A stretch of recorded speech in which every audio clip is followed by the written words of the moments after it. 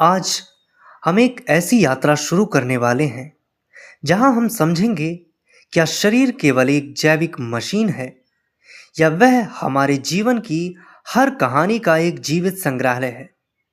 कल्पना कीजिए, एक शांत रात है। आसमान में चांद हल्की रोशनी फैला रहा है। एक युवक अपने कमरे में बैठा है। उसका नाम है आरव। बाहर से उसकी जिंदगी बिल्कुल सामान्य दिखती है। अच्छी नौकरी, दोस्त, परिवार। लेकिन अंदर कुछ अजीब चल रहा है। पिछले कुछ महीनों से उसे बार बार थकान महसूस होती है। कभी सिर दर्द, कभी बेचैनी, कभी कभी बिना किसी कारण उसका दिल बहुत तेज धड़कने लगता है। वह डॉक्टर के पास गया। रिपोर्ट आई, सब कुछ सामान्य। डॉक्टर ने कहा, आप बिल्कुल ठीक हैं। आरव मुस्कुराया और घर लौट आया। लेकिन उस रात जब वह अकेला बैठा था तो उसके मन में एक अजीब सवाल उठा। अगर सब ठीक है तो मुझे ऐसा क्यों लगता है कि कुछ ठीक नहीं है। लेकिन अगले ही पल उसने खुद को समझा दिया, मैं बस ज्यादा सोच रहा हूं। यही वह क्षण था जहां एक अदृश्य जाल काम कर रहा था। यह जाल है सेल्फ इल्यूजन। कभी कभी हम सच्चाई जानते हैं लेकिन हम उसे स्वीकार नहीं करना चाहते। इसलिए हम खुद को समझाते रहते हैं, सब ठीक है। आरव की जिंदगी भी धीरे धीरे इसी भ्रम में फंसी जा रही थी। एक पुरानी लाइब्रेरी। एक दिन आरव अपने दादा के पुराने घर गया। वहां एक पुरानी लाइब्रेरी थी। लकड़ी की अलमारियां, धूल से भरी किताबें। उसे किताबें पढ़ने का शौक था, इसलिए वह अंदर चला गया। वहां एक बहुत पुरानी किताब रखी थी। उसका नाम था चरक संहिता। यह हजारों साल पुराना आयुर्वेदिक ग्रंथ था। आरव ने उसे खोला। उसमें लिखा था, शरीर और मन एक ही प्रणाली के दो भाग हैं। जब मन असंतुलित होता है तो शरीर भी संकेत देने लगता है। आरव ने किताब बंद कर दी। उसने सोचा, यह तो प्राचीन समय की बात होगी। लेकिन तभी उसकी नजर एक दूसरी किताब पर गई। उसका नाम था the body keeps the score.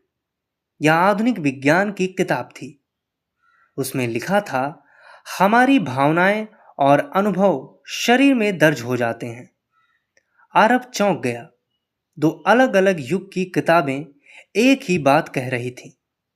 शरीर केवल शरीर नहीं है, वह हमारी कहानी को याद रखता है। छुपा हुआ सच। आरव ने सोचना शुरू किया, क्या उसके शरीर के अंदर भी कोई छुपी हुई कहानी है। वह अपने जीवन के पिछले कुछ वर्षों को याद करने लगा। उसे याद आया, जब उसने पहली नौकरी शुरू की थी तो वह हमेशा तनाव में रहता था। उसे हमेशा लगता था कि उसे दूसरे से बेहतर साबित करना है।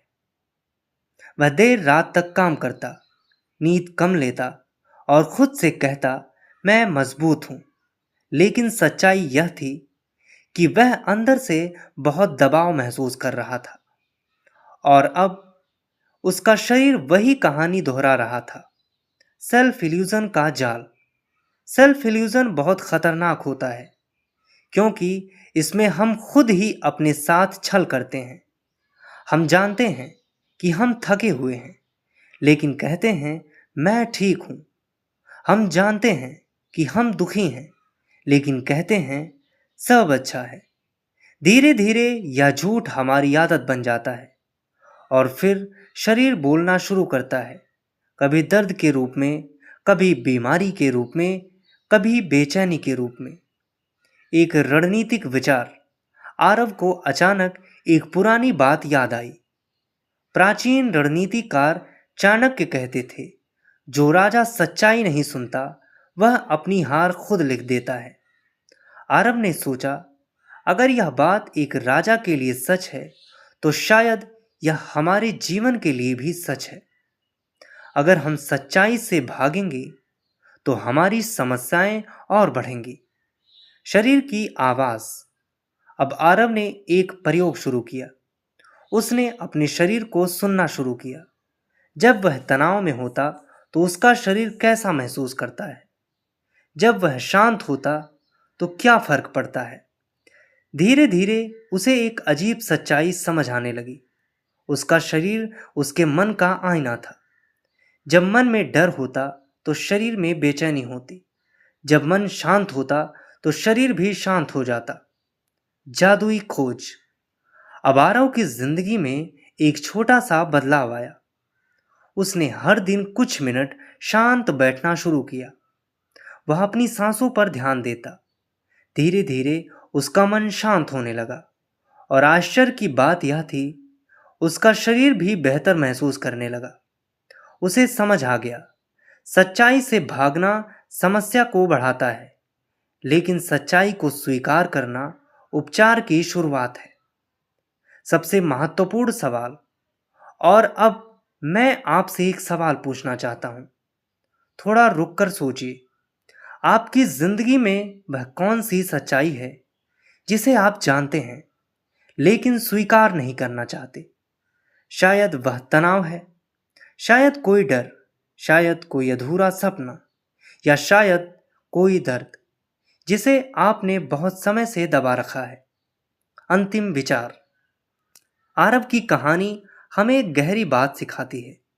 हमारा शरीर केवल एक मशीन नहीं है, वह एक जीवित संग्रहालय है जहां हमारी हर भावना, हर अनुभव, हर याद कहीं ना कहीं दर्ज हो जाती है। प्राचीन आयुर्वेद भी यही कहता है, आधुनिक न्यूरोसाइंस भी यही कहती है, और शायद जीवन की सबसे बड़ी बुद्धिमानी यही है, खुद से झूठ बोलना बंद करना।